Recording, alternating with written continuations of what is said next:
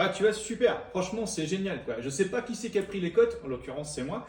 Mais alors, regarde, tu vois, quand tu prends pas bien tes cotes, ah voilà, ça rentre pas. Donc, bah, je sais pas comment on va faire du coup. Bon, aujourd'hui, une petite installation de porte un petit peu atypique. Je te montre ça. Bon, la porte d'origine, comme d'hab. Ouais, déjà, tu vois, ça commence bien. Et mon client, on est en train de tout rénover. Donc là, qu'est-ce qui va se passer? Voilà. Donc, on va installer notre porte. On va garder le placo au-dessus, ça sera renforcé ensuite. Et nous, ce qu'on va faire, c'est que la porte, on va légèrement la réavancer. Parce que là, tu vois, je vais pouvoir me prendre, hop là, dans la poutre. Donc ça, je peux te dire que depuis le temps qu'elle est là, ça ne bougera pas. Et ici, on va se reprendre dans la maçonnerie. Donc en fait, pour que tu visualises bien, on a le coffrage, tu vois, qui vient là. Donc nous, le but, c'est que la porte, on va la faire venir juste ici. Et ça, ensuite, ça sera renforcé. Voilà la petite opération du jour. Et déjà, tu vois, bah, on a déjà bien chaud. Ah mon Diego, t'as sufflé ou t'as pas sufflé dans les escaliers? Ah ouais, j'ai soufflé. Tirer, c'est dur. Bon, c'était une blagounette. C'est surtout pour capter ton attention. Mais important, vérifie toujours tes cotes.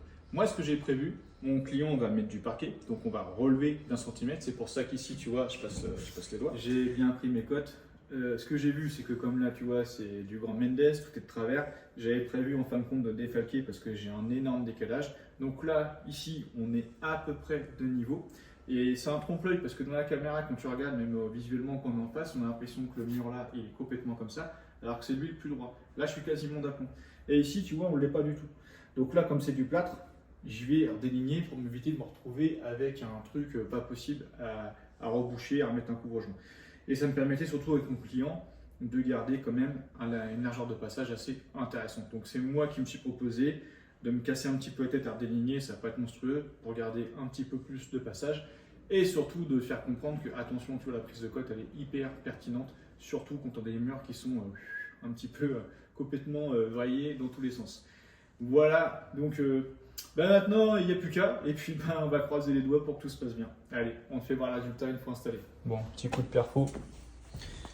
On a déligné la partie du mur qui nous intéressait. Et donc là, donc là tu vois en bas, on est bien. Et j'aurai plus que là-haut à rattraper. Bon, pour t'assurer que ça va bien tenir, 212 mm en diamètre 7,5.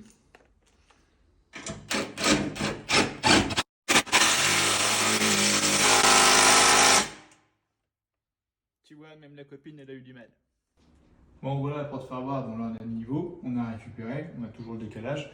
Et ici, bah, pareil, tu vois, pour te faire voir à quel point bah, le mur est complètement de travers. Et on est toujours, je t'invite à regarder, au niveau de l'aplomb ici, si tu peux venir voir. Voilà, on est toujours d'aplomb également. Et donc, porte fermée, ce que ça va donner un peu, voilà, en vue d'ensemble, là ce que ça va donner. Il restera les habillages à faire, mais ça avance pas trop mal. Bon, en fait, c'est vrai que de loin, tu vas pas voir ce qui se passe, donc voilà, pour te faire voir de plus près.